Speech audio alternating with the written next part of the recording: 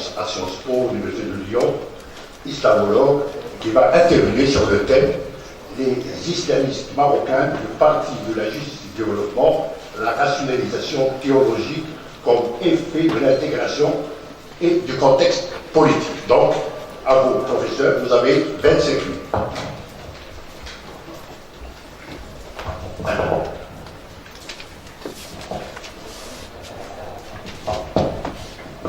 Merci, professeur, pour cette part de cette présentation. Merci à Bouchra et Hassan de cette invitation. Je suis très honoré d'être parmi vous et en même temps, le défi est important après tant d'éloges et de compliments à notre égard. Je dirais que pour aborder ce sujet et pour faire très synthétique, puisque le temps qui nous est donné est étroit, il faut beaucoup de modestie pour y entrer, énormément de modestie, et je ferai quelques rappels d'ordre méthodologique et théorique pour essayer d'appréhender le plus justement possible cette expérience du parti de la justice et du développement. Il y a d'abord une précaution centrale, à mon avis, qu'il faut rappeler, qu'il faut essayer de rappeler systématiquement quand on tente d'aborder des questions du très contemporain, notamment cette question importante, et je sais qu'elle est importante ici au Maroc, de l'expérience des islamistes au pouvoir. Cette formule, je la répète souvent lorsque j'ai l'occasion d'intervenir devant différents publics. Elle nous vient de l'historien français François Hartog qui parle du présentisme. Le présentisme, c'est l'omniprésence du présent. C'est la tyrannie du présent qui nous amène à tirer des conclusions hâtives sur tel mouvement, tel parti, tel acteur, alors que ces acteurs, par définition, évoluent suivant les contextes et la séquence temporelle dans laquelle nous les appréhendons. Ça, c'est un point, à mon avis, important par lequel il faut commencer. Donc, en vous disant cela, je me garderai bien de donner un jugement, je dirais, à chaud sur l'expérience du PJD. Et il y a un deuxième élément important qu'il faut m'empresser de souligner ici, c'est le prisme à travers lequel j'appréhende le PJD. Et forcément, c'est un prisme français. Non pas que je ne sois pas sensible au contexte marocain, évidemment, il faut l'être pour aborder ce type de sujet, mais tout savoir est un savoir situé. La première règle d'or en sociologie, c'est que le savoir qui est celui du chercheur est un savoir situé et qui est donc grandement dépendant des débats qu'il peut y avoir en France, notamment dans l'espace académique. Et la transition est toute trouvée pour faire une mention à cet ouvrage qu'a écrit notre collègue Olivier Roy il y a plus de 20 ans, L'échec de l'islam politique. Ce titre, c'est un ouvrage qui est apparu en 92, et vous comprendrez pourquoi est-ce qu'il est important de commencer par là quand on aborde ce sujet. C'est que le titre a souvent été caricaturé par des chercheurs et beaucoup moins critiqué sur le fond. C'est-à-dire qu'on s'est arrêté sur le titre, l'échec de l'islam politique, et nous n'avons pas critiqué peut-être plus subtilement les limites de ce constat qu'il dressait en 92. L'une de ces limites, à mon avis, et que je vais discuter, c'est chez le politiste français, Olivier Roy, le postulat d'une espèce de fin d'histoire. L'échec de l'islam politique, c'est comme si tout ce qui viendra après sera forcément frappé au point de l'échec. Donc par définition, si on fait un peu d'extension de la réflexion, si on extrapole un peu dans le temps, ça voudrait dire que de toute façon, il n'y aurait rien à attendre du PJD. Le PJD sera forcément en échec. Donc la première critique que je ferai, c'est cette hypothèse de la fin de l'histoire, alors que l'histoire est en train de se faire et qu'il est impossible de décréter comme cela qu'il y a un échec de l'islam politique. Malgré tout, le chercheur en question, Olivier Roy, cherche à être précis dans l'emploi du terme échec, et dès l'entame de cet ouvrage, il dit la chose suivante: à part la révolution iranienne, l'islamisme n'a pas modifié en profondeur la scène politique du Moyen-Orient. Évidemment, si on constate aujourd'hui, limite à présent, cette hypothèse est complètement écornée, avec l'excroissance exponentielle des mouvements islamistes radicaux, notamment l'organisation État islamique qui focalise l'attention aujourd'hui et qui a grandement bouleversé les frontières historiquement tracées et artificiellement tracées à la fin en 1916. Donc je dirais que ce premier constat est un constat critiquable. Je vais essayer d'avancer pour aller au plus paraît plus précis. Quand il parle d'échec, Olivier Roy, et on testera cette hypothèse, il dit la chose suivante, il dit que c'est un échec à la fois intellectuel et un échec historique. Donc, toujours si on garde à l'esprit l'expérience du PJD, on pourrait, selon moi, toujours admettre un échec. Qu'est-ce qu'il entend par échec intellectuel? Il dit la chose suivante, la pensée islamiste repose sur une aporie première qui détruit ce en quoi elle était novatrice. D'une part, selon elle, l'existence d'une société politique islamique est une condition nécessaire pour que le croyant puisse accéder pleinement à la vertu de ceux qui la composent, à commencer par les dirigeants. En somme, le développement de la pensée islamiste, politique par excellence, en vient à se désintéresser de tout ce qui fait le politique, institutions, instances, autonomie d'une sphère séparée de l'ordre privé, n'y voyant qu'un instrument de moralisation et revenant ainsi par un autre chemin à la perception traditionnelle des oulémas et des réformistes. À leurs yeux, il suffit que les musulmans soient vertueux pour que la société soit juste et islamique. Évidemment, Olivier Roy, quand il rédige ces lignes, il ne voit pas le double mouvement novateur d'une distinction progressive, notamment dans les mouvements islamistes, on l'a vu avec le PJD, dans la recherche d'une unité malgré tout, entre le versant proprement politique et le versant apostolique. Le traditionnel débat entre l'activité politique qui serait spécifique au parti en tant que tel, le PJD, et l'activité apostolique qui serait en quelque sorte délivrée par le mouvement Unicité et Réforme. Donc de ce point de vue-là, il est évident que la thèse de Roy est critiquable. Elle est critiquable. Mais quand on observe effectivement les scènes politiques du monde arabe, le cas marocain qui est l'utilisation des cas intéressants, on se rend compte effectivement que l'islamisme parlementarisé, on pourrait dire cela comme cela, c'est-à-dire que l'expérience du PJD dès son entrée dans le Parlement à la Chambre des représentants en 1997, n'a pas véritablement inventé de société nouvelle. Enfin, si vous êtes convaincu que le PJD a inventé une société nouvelle, vous me le direz dans le débat. Et il est difficile de ne pas être d'accord de ce point de vue-là. Mais peut-on aller jusqu'à dire que les islamistes, le PJD en l'occurrence, ne chamboulent pas l'ordre politique, ou ne chambouleraient pas l'ordre politique si leurs assises devenaient puissantes là où ils évoluent?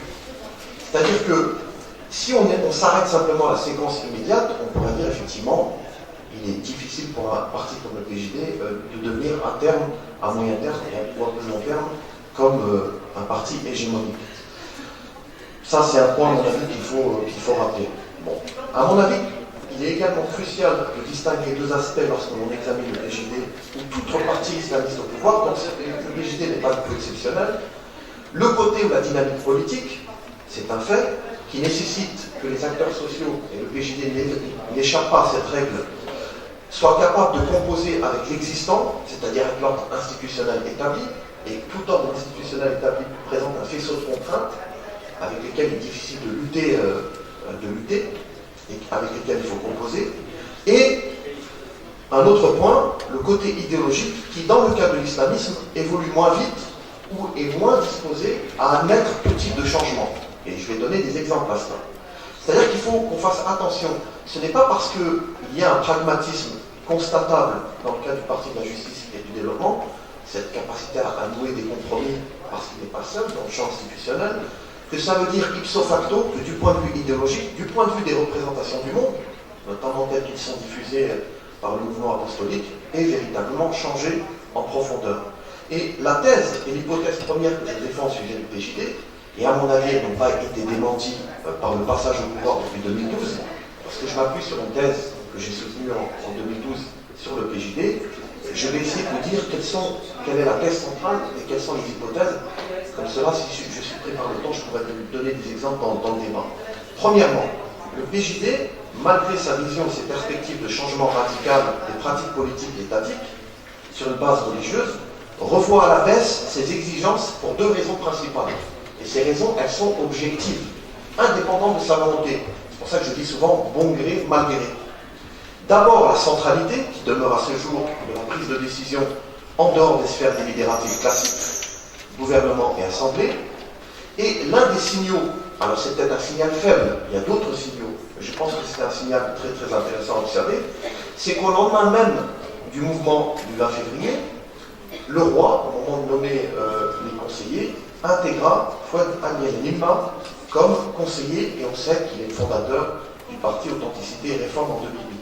Donc le fait d'intégrer quelqu'un qui a été quand même l'objet de vives critiques au moment de l'épisode protestataire du 20 février, montre bien que malgré l'arrivée au pouvoir du PJD, malgré cette perspective, la recherche permanente de contrepoids efficaces et efficients dans la prise de décision pour contrecarrer les velléités éventuellement hégémoniques du parti en question.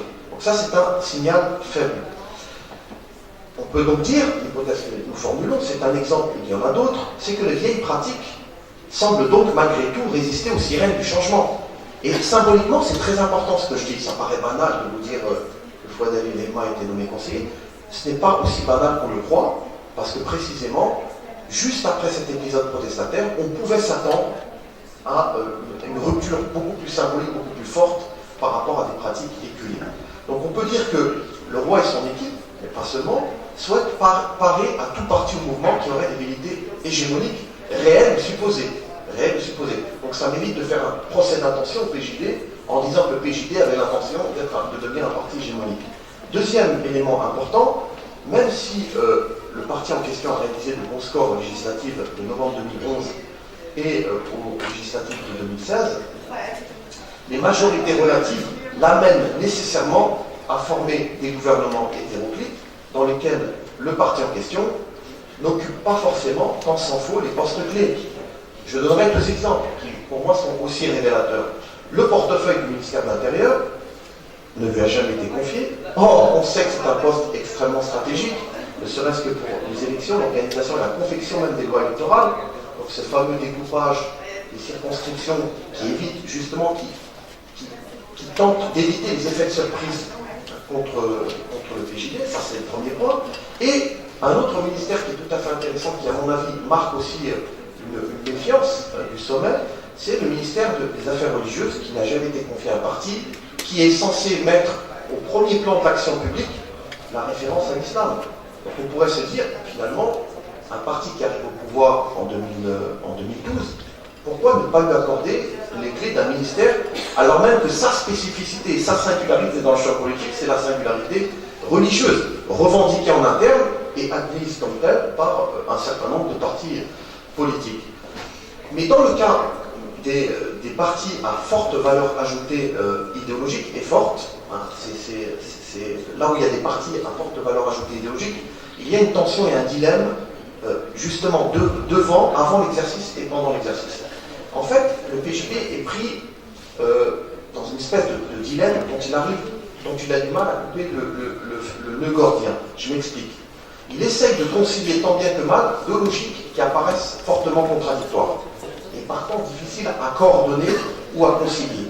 D'abord, une logique d'affirmation identitaire qui marque ou qui est censée marquer une singularité dans l'espace social et plus spécifiquement encore dans le champ politique religieux. Qu'est-ce que ça veut dire? Ça veut dire accepter des révisions idéologiques qui ne doivent pas aller trop loin de peur de se banaliser, de devenir un parti comme un autre. Et ça, on l'observe pas seulement dans les partis islamistes, on l'observe également à d'autres périodes en France, dans le cas du Parti socialiste français. Et je m'étais autorisé une fois à faire une comparaison entre le PJD marocain et le Parti socialiste français. Vous me direz quelle idée vous a pris, je pourrais y revenir. Donc il y a cette logique d'affirmation identitaire qui est la première. La deuxième logique, qui vient heurter cette première logique, c'est la logique de compétition électorale ou de participation aux élections. Le fait d'accepter l'éventualité de devenir un parti de gouvernement, ce qui suppose d'accepter de revoir à la baisse un certain nombre de prétentions politiques initiales. Et encore une fois, ce n'est pas une spécificité islamiste ou du PJD, on observe également cette caractéristique au Front National en France, qui est un parti populiste, ou des partis d'extrême droite, ou populistes en Europe. Donc revoir cette idéologie ne signifie pas totalement renoncer aux raisons religieuses qui les sous-tendent. Je vais donner là aussi un exemple que vous connaissez bien. Le ministre de la Communication en 2012 avait tenté de faire passer cette réforme audiovisuelle, notamment l'interdiction des publicités pour les jeux de hasard, etc. Là aussi, ça paraît tout à fait anodin, mais à mon avis, cette volonté était censée marquer l'empreinte d'un parti, encore une fois, qui a fondé l'originalité de sa mobilisation sur la référence à l'islam. Donc on peut dire que cet aspect-là montre bien la volonté toujours présente dans le champ politique de marquer une certaine singularité identitaire. Il y a un deuxième élément qui montre qu'il y a évolution, mais ces évolutions sont également contraintes. Souvenez-vous de cette déclaration de la ministre de la Famille en fonction du 2012, Bassima Haqqani, qui avait dit, après le viol et la mort de cette jeune fille Amina Filali, l'article 475 du Code pénal ne risque pas d'être abrogé sous la pression de l'opinion publique internationale. Parfois, le mariage de la jeune fille à son violeur ne lui portera un réel préjudice.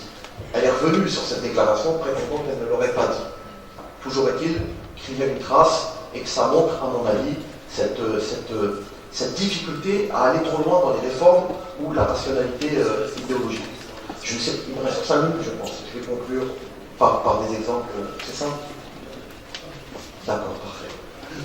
La question que je pose maintenant, pour ne pas vous laisser sur votre fin, est-ce que ces tâtonnements ou ces hésitations ne laissent pas entrevoir malgré tout des évolutions ou des lignes d'évolution au niveau de la doctrine idéologique? Je dirais oui et non. Et en France, on dit que c'est une réponse de Normand. Ça évite de répondre par oui ou par non. Je dirais que c'est aussi la réponse du chercheur, parce qu'il est difficile de répondre unilatéralement oui ou non. Il est certain, et ça c'est un constat que chacun de nous